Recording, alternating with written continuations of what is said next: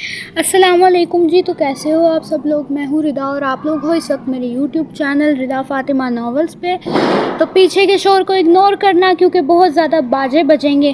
لازمی سی بات ہے، 14 اگست شروع ہونے والی ہے، اس لیے پیچھے کے شور کو اگنور کرنا. تو میں ناول کو سٹارٹ کرتی ہوں اور ساتھ میں عشق نور کو شاید میں کل پوسٹ کر دوں.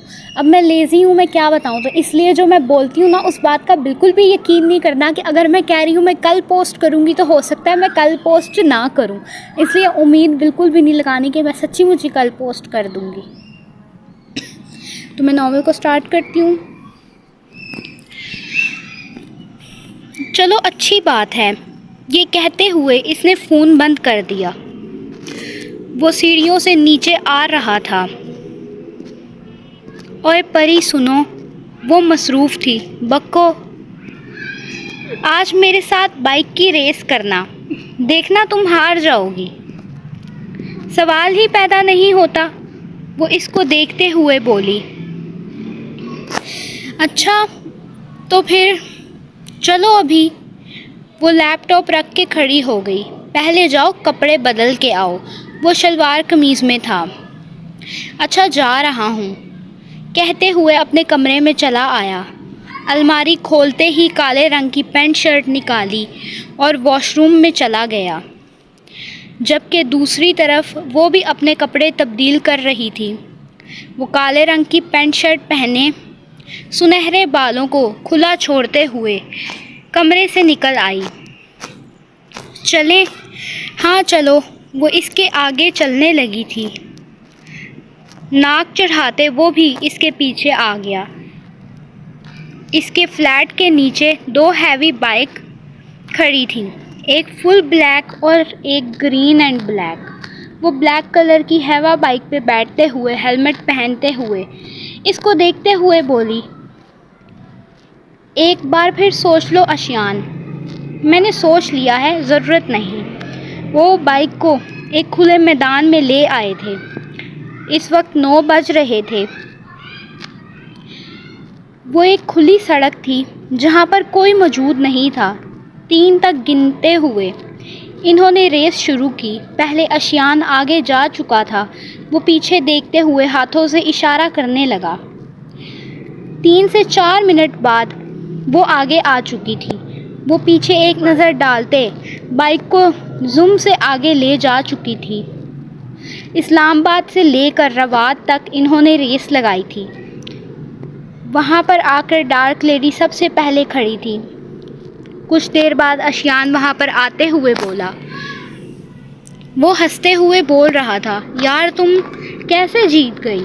مجھے یقین نہیں ہو رہا کہ لڑکیاں بھی جیت سکتی ہیں ریس. لڑکیاں لڑکوں سے کم نہیں ہوتی، وہ ایک ادا سے بولی. 12 بج رہے تھے. وہ جلدی سے بائکس کو لے کر واپس فلیٹ میں آ چکے تھے. وعدے کے مطابق اب تمہیں مجھے کچھ انفارمیشن دو گے.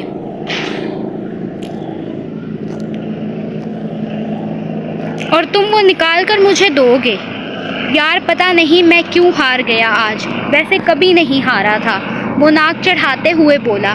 اچھا نکال دوں گا انفارمیشن، دو کیا نکالنا ہے؟ اس نے ایک کاغذ اس کے ہاتھ میں پکڑوایا. اس کے اندر ایک لڑکے کا نام ہے. مجھے اس کا بایو ڈیٹا نکال کے دو. وہ کہاں رہتا ہے، کیا کرتا ہے، اس کی فیملی میں کون کون ہے. مجھے کل تک چاہیے ورنہ کل تم بھی قبر میں ہوگے. یہ کہتے ہوئے وہ اپنے کمرے میں چلی آئی.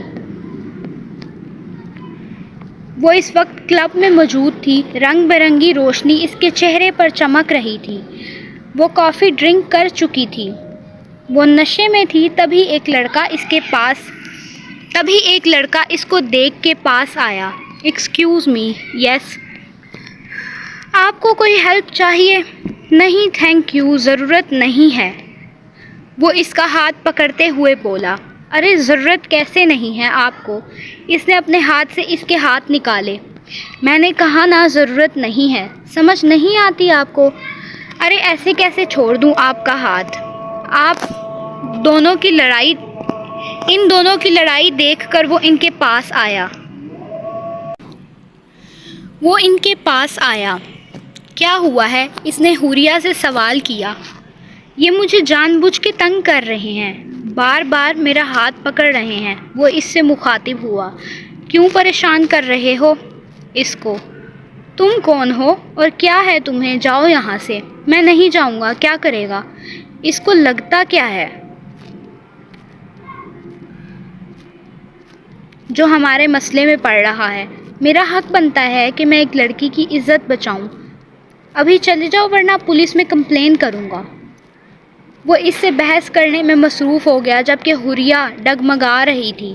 اس کو چکر سے آ رہے تھے، اس کو دنیا کی ہوش نہیں تھی۔ تبھی وہ حوریہ کا ہاتھ پکڑتے ہوئے اسے باہر لے آیا۔ تم ہو کون ویسے؟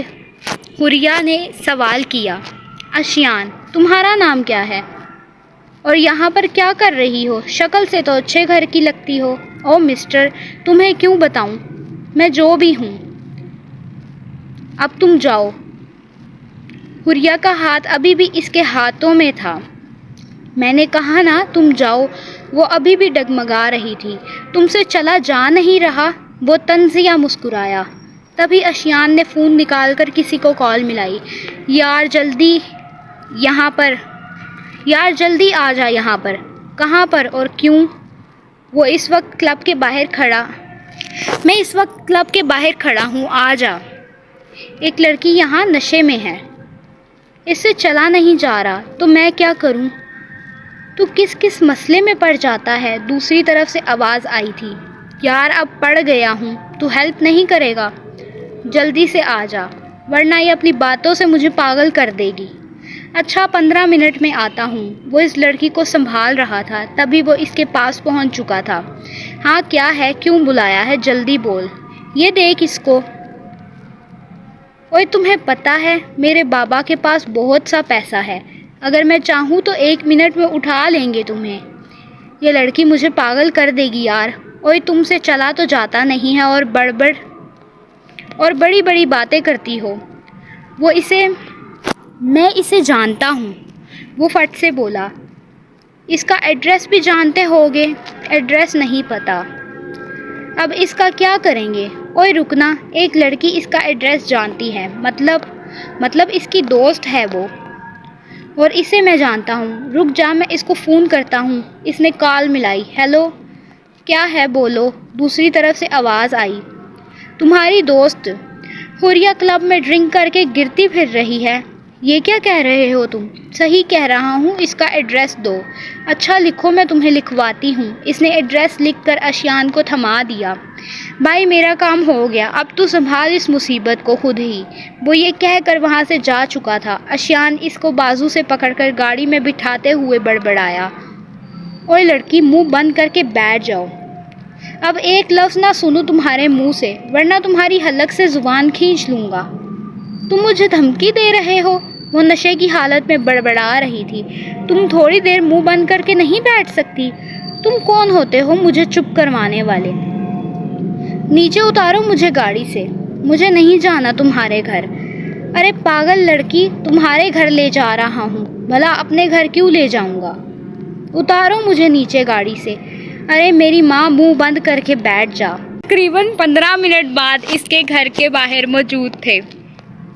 وہ گاڑی سے نکلتے ہوئے گرنے والی تھی، تبھی آشیان نے اس کا بازو پکڑا۔ تم اندھی ہو گئی ہو کیا؟ نظر نہیں آتا؟ ابھی منہ کے بل جا کے گرتی۔ اوئے میں کوئی نہیں گرتی، چھوڑو مجھے، میرا ہاتھ چھوڑو۔ بھلائی کا تو زمانہ ہی نہیں ہے، نشئی عورت۔ تم نے مجھے نشئی کیسے بولا؟ حرکتوں سے ہی لگتی ہے۔ ایک تو تمہیں بچایا، اوپر سے بڑبڑ کر رہی ہو۔ او ہیلو، شٹ اپ۔ اس کی آنکھیں بند ہو رہی تھی۔ میں تو بولوں گا، پتہ نہیں کون سی مصیبت میرے گلے پڑ گئی ہے، آج کس کا چہرہ دیکھ کے نکلا تھا۔ تو نہ چھوڑتے مجھے گھر، کیا ضرورت تھی؟ ہاں مجھے چھوڑنے کا شوق بھی نہیں ہے، میں کوئی ٹیکسی ڈرائیور نہیں ہوں جو لوگوں کو ان کے گھر چھوڑ کے آؤں۔ مجھے کوئی شوق نہیں ہے تمہیں گھر چھوڑنے کا، وہ مسکراتے ہوئے بول رہا تھا۔ وہ اپنے گھر کے اندر چلی آئی، نشے کی وجہ سے جاتے ہی سو گئی۔ کیا لڑکی تھی یار، دماغ کھا گئی۔ وہ ابھی بھی ہاسپٹل کے میڈیکل سٹور میں موجود تھا۔ کچھ ڈرپس اور انجیکشن لینے آیا تھا، تبھی زین اندر داخل ہوا۔ اس کے چہرے کی ہوائیاں اڑی ہوئی تھیں۔ کیا ہوا ہے زین؟ نہیں کچھ نہیں، تم اتنے پریشان کیوں لگ رہے ہو؟ نہیں ایسا کچھ نہیں ہے، بس وہ کچھ بولو تو۔ وہ بھائی کی وجہ سے پریشان ہوں میں، آج کتنا وقت ہو گیا ہے بھائی کو۔ میر بھائی صرف ایک لڑکی کی وجہ سے میرے بھائی ایسے نہیں ہو سکتے۔ جو لڑکا کسی لڑکی کے آگے پیچھے بھی گھومنا پسند نہیں کرتا تھا، وہ ابھی ایک لڑکی کے لیے مرے جا رہا ہے، وہ بھی صرف اس لیے کہ وہ لڑکی مر گئی۔ زین شاید تمہارا بھائی انشا سے محبت کرنے لگا تھا۔ شاید پہلی نظر کی محبت تھی وہ اس کی، اس نے پہلی بار کسی کو پسند کیا تھا، پر اس کے نصیب بکواس بند کر اپنی۔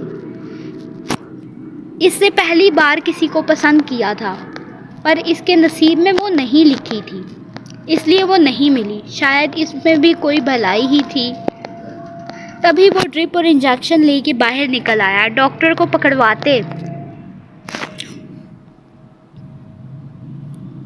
کو پکڑوائے۔ تبھی زین نے دیکھا کوئی شاہ کے کمرے میں جا رہا ہے۔ اس نے میر کو اشارہ کیا۔ میر بھائی، وہ دونوں اس کے کمرے میں آ چکے تھے، جہاں پر کالے لباس میں کوئی کھڑا تھا، کالے رنگ کی ٹوپی، پینٹ شرٹ میں ملبوس۔ اس سے پہلے وہ اس سے پوچھتا، وہ وہاں سے بھاگتا ہوا نکل آیا۔ زین اس کے پیچھے بھاگا تھا، پر وہ کافی آگے نکل چکا تھا۔ میر بھائی، اس دن بھی یہی لڑکی آئی تھی، یہی لڑکی تھی جب میں فجر سے بحث کر رہا تھا۔ اس ٹائم بھی یہ لڑکی دیکھ رہی تھی بھائی کو۔ آخر یہ ہے کون؟ میں پتہ لگا کے رہوں گا کہ یہ میرے بھائی کو کیوں دیکھتی ہے۔ وہ فلیٹ میں داخل ہوا تو وہ سامنے ہی صوفے پہ نیم دراز ہوئی تھی۔ وہ مسکراتے ہوئے اس کو دیکھتے ہوئے پاس بیٹھ گیا۔ پری، آنکھیں کھولو، کمرے میں جا کر سو۔ وہ اٹھ کر بیٹھ گئی۔ کمرے میں جا کر سو جاؤ۔ کہاں پر تھے تم؟ ارے آج کیا بتاؤں، ایک لڑکی پیچھے پڑ گئی تھی، دماغ کا دہی کر دیا اس چڑیل نے، پاگل کر کے رکھ دیا تھا مجھے۔ پر لڑکی پیاری تھی یار، سچ میں۔ تمہیں لڑکیوں کے علاوہ کوئی کام نہیں ہے؟ ہاں نہیں ہے، وہ مسکراتے ہوئے بڑبڑایا۔ میں نے جو نام بتایا تھا، اس کا ایڈریس، وہ کیا کرتا ہے، وہ کہاں رہتا ہے، اس کی انفارمیشن نکالی تم نے؟ ہاں نکالی ہے۔ اس نے وہ فائل اس کے ہاتھ میں تھما دی۔ اس کا نام محمد ہے اور یہ ڈرگ اسمگل کرتا ہے۔ اس کی فیملی میں اس کے ماں باپ اور ایک بہن اور ایک بھائی ہیں، اور اس کے کام میں 2-3 لڑکے بھی ہیں۔ یہ رہتا کہاں پہ ہے؟ مارگلا میں۔ نام کتنا اچھا ہے اس کا، محمد، اور کام شیطانوں والے۔ اس نے آنکھیں پھیلاتے ہوئے کہا۔ اس کی ناک سرخ ہو رہی تھی۔ خیر، تھینک یو انفارمیشن کے لیے۔ ویلکم، وہ مسکراتے ہوئے بولا۔ ویسے اشیان، تمہیں اب شادی کر لینی چاہیے۔ اب مجھے معاف کرو، کیوں پیچھے پڑی ہو میرے؟ تم 22 سال کے ہو چکے ہو۔ مجھے معاف کرو تم، مجھے لفڑوں میں نہیں پڑنا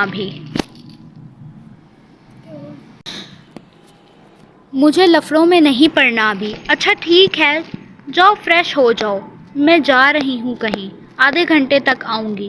یہ کہتے ہوئے وہ گھر سے نکل آئی۔ اس نے کالے رنگ کا ماسک پہنا تھا، سنہرے بال کمر سے نیچے لٹک رہے تھے۔ وہ ہیوا بائک پہ بیٹھتے ہوئے 15 سے 20 منٹ میں مارگلا ہلز اس کے گھر کے باہر موجود تھی۔ اس نے دروازہ کھٹکھٹایا۔ اس نے دروازہ کھولا تھا۔ جی کون؟ ارے واہ، ہاتھی کے دانت کھانے کی اور دکھانے کی اور، مطلب تم سب کے سامنے عام زندگی گزارتے ہو؟ پہچانا نہیں تم نے؟ نہیں، کون ہو تم؟ تمہاری موت، تم نے جن لوگوں کو ڈرگ دی تھی وہ لوگ مر چکے ہیں۔ ان کے ماں باپ پر کیا گزری ہوگی تمہیں اندازہ ہے؟ تمہاری وجہ سے بے قصوروں کی جان گئی، تمہیں بھی مرنا ہوگا، بہت آسان موت دوں گی تمہیں میں۔ یہ کہتے ہوئے وہ اس کو دھکیلتے اس کے کمرے میں لے آئی تھی۔ اس کے کمرے کے ٹیبل پہ ایک چاقو پڑا تھا۔ اٹھاتے ہوئے اس نے اس کی کلائی پر چلا دیا۔ وہ چیختا چلاتا رہا۔ وہ چاقو آہستہ آہستہ اس کے جسم پر رینگ رہا تھا۔ اس کے پورے جسم پر کٹس کے نشان آ چکے تھے۔ تمہیں میں بہت آسان موت دے رہی ہوں، ورنہ وہ یہ کہتے ہوئے چاقو اس نے اس کی گردن پر چلا دیا اور وہ وہیں پر دم توڑ گیا۔ وہ تیش والی نگاہ سے اس کو دیکھ رہی تھی۔ جو کرو گے وہی بھرو گے۔ وہ مسکراتے ہوئے اپنی جیب سے فون نکال کر فریحہ کو کال ملائی۔ میں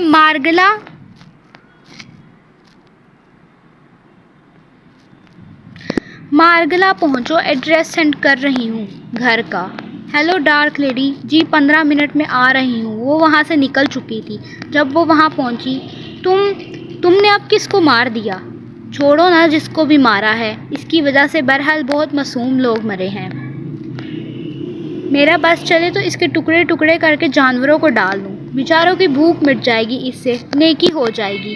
وہ یہ کہتے ہوئے وہاں سے اٹھ گئی۔ اس کو جلدی ٹھکانے لگا دینا چاہیے۔ صحیح کہا تم نے ڈارک لیڈی، میں ابھی 3-4 لڑکوں کو بلاتی ہوں۔ اس نے فون ملایا اور بلایا تو 4 لڑکے آئے۔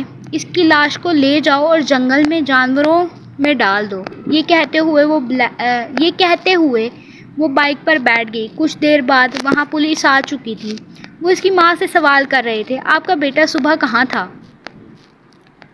اور آخری بار آپ نے اس کو کہاں دیکھا تھا؟ وہ روتے ہوئے بولی، صبح میرے ساتھ واک کرنے گیا تھا اور آخری وقت میں نے اس کو کمرے میں فون ملایا تھا تو اس کے چیخنے کی آواز آ رہی تھی۔ فون چل رہا تھا اور پیچھے ایک لڑکی کی آواز بھی آ رہی تھی کہ تمہیں نہیں چھوڑوں گی، میں نے تمہیں بہت آسان موت دی ہے۔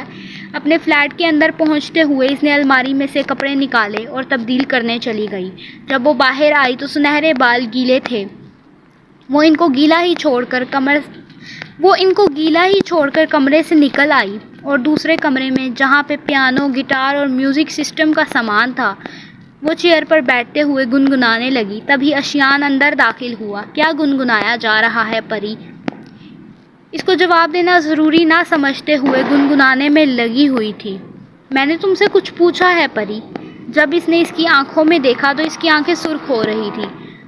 وہ چپ چاپ کمرے سے نکل آیا۔ آدھے گھنٹے بعد وہ بھی اٹھ کر اپنے فلیٹ کی چھت پر چلی آئی جہاں پہ موسم بارش کا ہو رہا تھا۔ ٹھنڈی ہوا اور گیلی مٹی کی خوشبو آ رہی تھی۔ وہ اس خوشبو کو محسوس کر رہی تھی۔ آج 5 مہینے ہو گئے ہیں اور کتنا وقت لگے گا مجھے وہ ٹھیک چاہیے کسی بھی حال میں، ورنہ تم سب زندہ نہیں رہوگے۔ آخری موقع، لاسٹ چانس۔ اگر وہ ٹھیک نہ ہوا تو زندہ دفن کر دوں گی۔ وہ اس وقت ہاسپٹل میں ڈاکٹرز کے سامنے کھڑی بول رہی تھی۔ حوریہ کو فجر کی کال آئی۔ کیا ہوا ہے؟ حوریہ تم ٹھیک ہو نا؟ ہاں میں ٹھیک ہوں، پر سمجھ نہیں آ رہی۔ ایک لڑکا ملا تھا کل مجھے کلب میں، بڑا ہی کھڑوس لڑکا تھا یار، دماغ خراب کر دیا اس نے۔ تیرا دماغ خراب کیا ہے یا تو نے؟ وہ ہنستے ہوئے بولی۔ تو ابھی بھی مذاق کر رہی ہے؟ میں نے کوئی لطیفہ تو نہیں سنایا یار، آج اس لڑکے نے میرا دماغ خراب کر دیا ہے۔ تو بھی تو کلب میں پی کے بے ہوش ہونے والی تھی، اس بیچارے نے تو مدد کی تھی۔ ہاں بس بہت ہو گیا، چلو فون بند کر، مجھے گھر میں کام ہے۔ فجر، اچھا ٹھیک ہے، خدا حافظ، خیال رکھو۔ ہاں خدا حافظ، رکھ لوں گی خیال۔ وہ اس کے بیڈ کے پاس کھڑی تھی۔ میر اس کو دیکھتے ہوئے بولا، کیا سوچ رہی ہو تم؟ کچھ نہیں، بتاؤ کیا سوچ رہی ہو؟ میر تم نے دیکھا نا شاہ پہلے کیسا ہوتا تھا، ہنسنے والا انسان، مسکرانے والا انسان، جو اس وقت موت کے منہ میں ہے۔ میرب پریشانی سے بولی۔ وہ اپنی ماما سے ملنے لاہور گئی ہوئی تھی۔ ہاں اس کی خوشیوں کو نظر لگ گئی ہے۔ ویسے تمہاری امی کیسی ہیں؟ اللہ کا شکر ہے وہ ٹھیک ہیں اب۔ اس کی آنکھوں میں نمی اتر آئی، اس کی آنکھوں سے آنسو نکلنے لگے تھے۔ تبھی میر نے اس کے کانوں میں سرگوشی کی۔ کیا ہوا ہے پاگل، رو کیوں رہی ہو؟ شاہ کب ٹھیک ہوگا میر؟ ٹھیک ہو جائے گا، پریشان نہ ہو تم، رو مت۔ اس نے میرب کو اپنے سینے سے لگا لیا اور اس کے بالوں میں اپنی انگلیاں چلانے لگا۔ پاگل رو مت، رونے سے شاہ تھوڑی نہ ٹھیک ہو جائے گا۔ وہ اس کو تسلیاں دیتے ہوئے بولا، شاباش رونا بند کرو۔ میں کیسے چپ ہو جاؤں میر؟ 5 مہینے 2 دن ہو گئے ہیں آج۔ میں شاہ کے ساتھ کیسے باتیں کرتی تھی، وہ مجھے کتنے پیار سے بلاتا تھا، چھوٹی بہنوں کی طرح۔ شاہ کب ٹھیک ہوگا؟ وہ ویسے تو ڈاکٹرز نے کہا ہے کہ اگر شاہ کو 2 سال تک ہوش نہ آیا تو وہ یہیں پر مر جائے گا۔ اس کے آنسوؤں میں اور اضافہ ہوا۔ ایسے نہیں بولنا میر۔ وہ اس کے سینے پہ سر رکھے رو رہی تھی۔ میر اب چپ ہو جاؤ، لوگ کیا سوچیں گے؟ پریشان مت ہو، شاہ جلدی ٹھیک ہوگا، ریلیکس ہو جاؤ۔ وہ اس کو چپ کروانے کے بعد کمرے سے نکل آیا۔ سامنے زین بیٹھا فون پر بات کر رہا تھا۔ ہاں یار، کہاں پہ ہے تو؟ اس وقت گھر پہ ہوں اپنے۔ جلدی سے میرے پاس آ، ضروری کام ہے۔ بس میں نے کہا نا آ جا۔ وہ یہ بات کر رہا تھا۔ اچھا رک، آتا ہوں۔ جب وہ لڑکا زین کے پاس پہنچا، اس کے چہرے کی ہوائیاں اڑ چکی تھیں۔ بیچ کی غلطیوں کو اگنور کرنا اور ویڈیو کو لائک شیئر کمنٹ کر دینا، چینل کو بھی سبسکرائب کر دینا۔ اور بیچ میں بہت ساری غلطیاں ہوئی ہیں، میں جانتی ہوں، ٹائپنگ میں غلطیاں ہوئی ہیں اور میرے بولنے میں بھی بہت ساری غلطیاں ہوئی ہوں گی شاید، ان کو اگنور کرنا، کیونکہ آپ کو پتہ ہے آپ کی کیا کہتے ہیں، رائٹر اندھی ہے ویسے بھی، تو اس لیے بیچ کی غلطیوں کو اگنور کرنا۔ باقی اللہ حافظ۔